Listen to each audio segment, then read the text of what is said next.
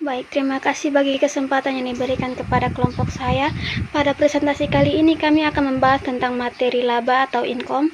Untuk itu perkenankan saya untuk mengenalkan diri saya terlebih dahulu. Saya Difla Amelia Capriliska FAA dengan NIM 1810062, mahasiswa FEB Universitas Nusa Cendana.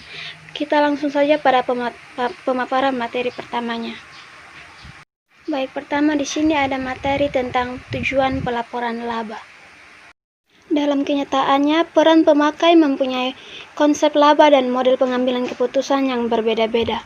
Apapun pengertian dan cara pengukurannya, laba akuntansi dengan berbagai interpretasinya diharapkan dapat digunakan antara lain sebagai yang pertama, indikator efisiensi penggunaan dana yang tertanam dalam perusahaan yang diwujudkan dalam tingkat kekembalian atas investasi.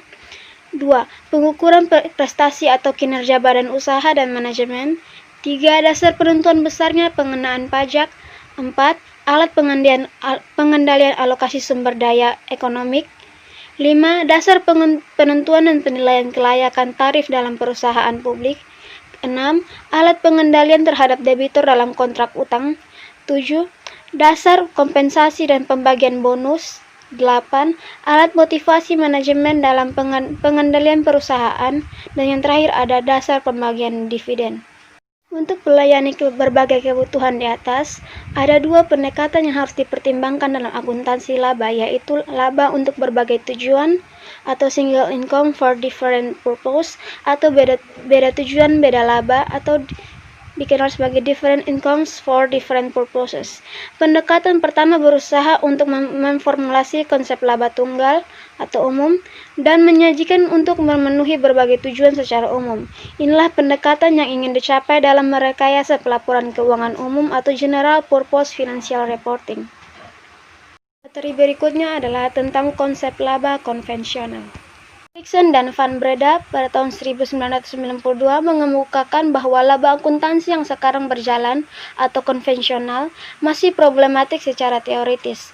Laba akuntansi mempunyai beberapa kelemahan, yaitu laba akuntansi belum didefinisikan secara semantik dan jelas sehingga laba tersebut secara intuitif dan ekonomik bermakna.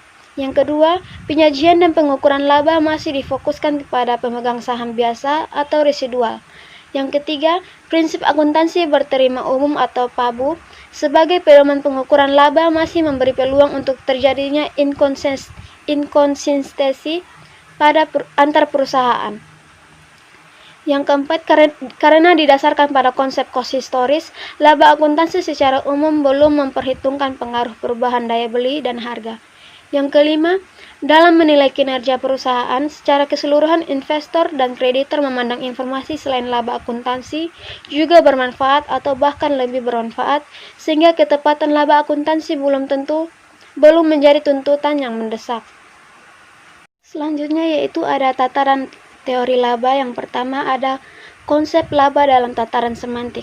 Konsep laba dalam tataran semantik berkaitan dengan masalah makna apa yang harus direkatkan oleh perekayasa laporan pada simbol atau elemen laba sehingga laba dapat bermanfaat dan bermakna sebagai informasi. Pada tataran ini, teori berusaha untuk menjawab pertanyaan apakah yang harus dipresentasikan oleh laba. Yang pertama ada pengukur kinerja. Karena investor dan kreditor merupakan pihak yang dituju dalam pelaporan keuangan, dianggap bahwa mereka berkepentingan dengan informasi masa lalu untuk mengevaluasi prospek perusahaan di masa mendatang. Kinerja perusahaan merupakan manifestasi dari kinerja manajemen, sehingga laba dapat pula diinterpretasi sebagai pengukur keaktifan dan keefisienan manajemen dalam mengolah sumber daya yang dipercayakan kepadanya. Yang kedua itu ada konfirmasi harapan investor. Perekayaan pelaporan juga berusaha menyediakan informasi untuk meyakinkan bahwa harapan-harapan investor atau pemakai lainnya di masa lalu tentang kinerja perusahaan memang terrealisasi. Dengan demikian laba dapat diinterpretasi sebagai sarana untuk mengkonfirmasi harapan-harapan tersebut. Asumsinya adalah para investor telah menggunakan segala informasi yang tersedia secara publik sebagai basis keputusan investasinya melalui prediksi laba. Bila diasumsi bahwa cukup efisien, laba yang diprediksi investor harus mendekati atau sama dengan laba yang dilaporkan.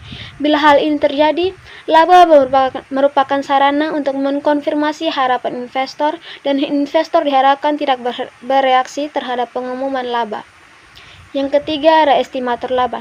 Ekonomik akuntansi menganut asas akrual untuk mendapatkan suatu angka yang lebih bermakna secara ekonomik daripada sekedar kenaikan atau penurunan kas dalam suatu periode.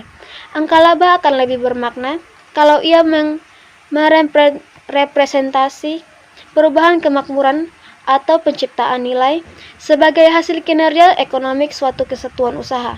Secara teknis, perubahan kemakmuran atau nilai diwujudkan dalam kegiatan produktif seperti menghasilkan barang dan jasa. Perekayasaan akuntansi mengharapkan bahwa laba akuntansi dapat mendekati laba ekonomik atau paling tidak merupakan estimator yang baik untuk laba ekonomik. Artinya, perubahan akuntansi diharapkan merefleksi pula perubahan ekonomik perusahaan. Dengan demikian, laba akuntansi masih tetap bermanfaat bagi investor yang mungkin berkepentingan dengan laba ekonomik. Baik, selanjutnya dapat kita lihat dalam slide ada aspek pembeda antara laba akuntansi dan laba ekonomi.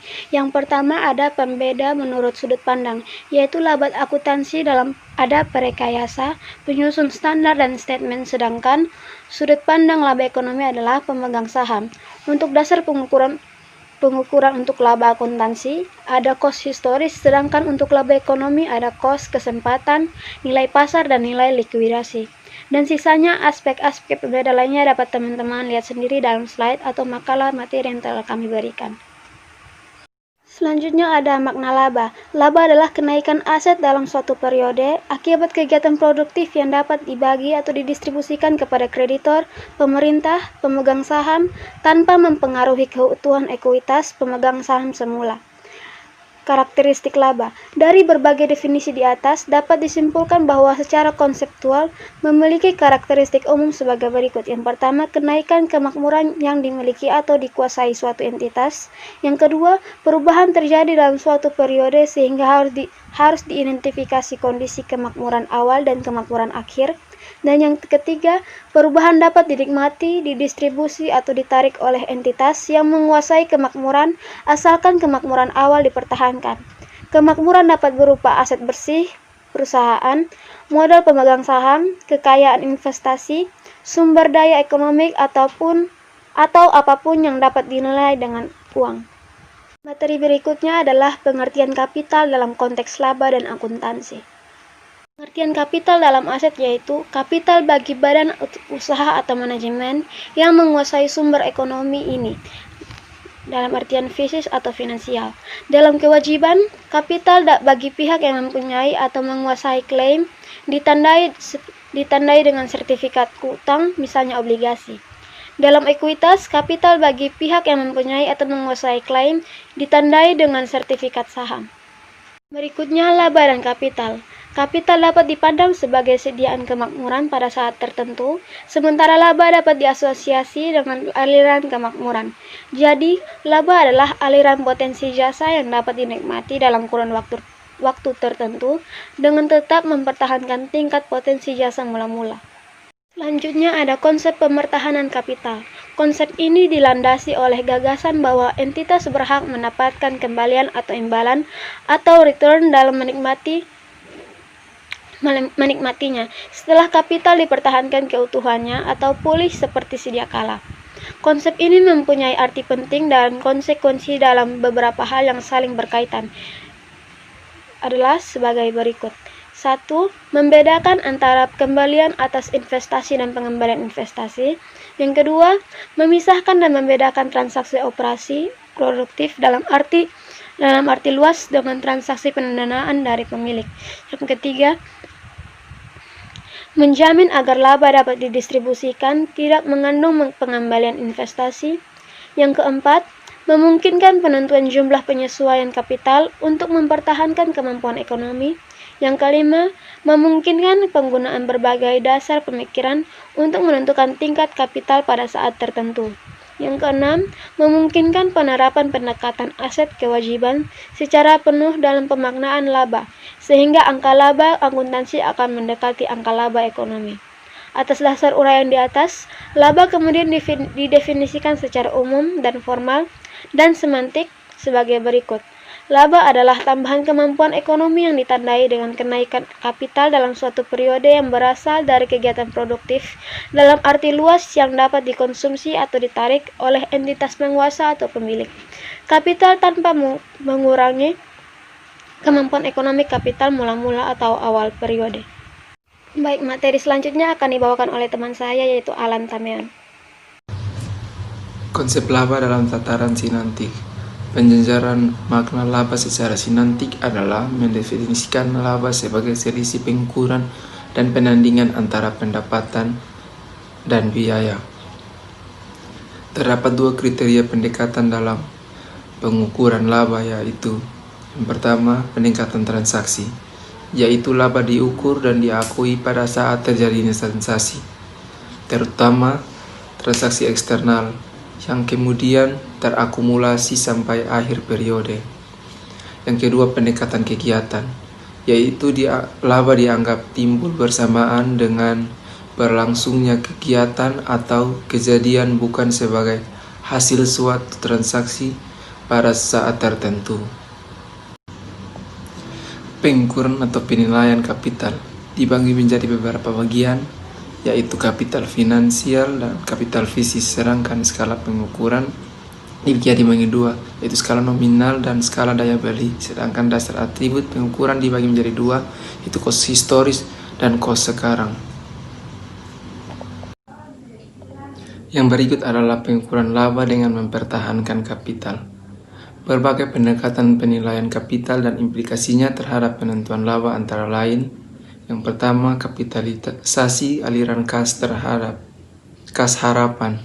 Kedua, penilaian pasar atas aset bersih perusahaan. Yang ketiga, setara kas sekarang. Yang keempat, harga masukan historis. Yang kelima, harga masukan sekarang. Dan yang terakhir, pembertahanan daya beli konstan. Yang berikut adalah konsep laba dalam tataran pragmatik. Teori akuntansi pragmatik memusatkan perhatiannya pada pengaruh informasi terhadap perubahan perilaku pemakai informasi akuntansi. Bila dikaitkan dengan laba, tataran ini membahas apakah informasi laba bermanfaat atau apakah informasi laba nyatanya digunakan. Yang berikut adalah prediktor aliran kas ke investor. Aliran kas yang diterima atau diharapkan investor akan dipengaruhi oleh kemampuan perusahaan untuk menciptakan kas yang cukup untuk membayar semua kewajiban pada saatnya, menandai keperluan operasi, reinvestasi, membayar bunga, membayar dividen. Selanjutnya adalah laba dan harga saham. Kebermanfaatan laba dapat diukur dari hubungan antara laba dan harga saham, bahwa laba merupakan prediktor aliran kas ke investor. Aliran kas masa datang ke investor digunakan untuk menggunakan apa yang disebut nilai intrinsik, sekuritas atau saham. Selanjutnya adalah perkontrakan efisien. Teori perkontrakan efisien merupakan turunan dari teori keagenan. Teori ini didasarkan pada berbagai aspek dan implikasi hubungan keagenan. Hubungan keagenan adalah hubungan antara prinsipal dan agen yang di dalamnya agen bertindak atas nama dan untuk kepentingan prinsipal, dan atas tindakannya tersebut agen mendapat imbalan tertentu. Yang berikut adalah pengendalian manajemen. Dalam tataran pragmatik, laba digunakan sebagai pengukur kinerja divisi atau manajernya. Laba mempunyai peran penting dalam suatu sistem pengendalian manajemen. Sistem ini dirancang untuk mengarahkan perilaku para manajer agar mereka memaksimalkan kepentingan dirinya atau divisinya, tetapi pada saat yang sama kepentingan perusahaan secara keseluruhan juga tercapai.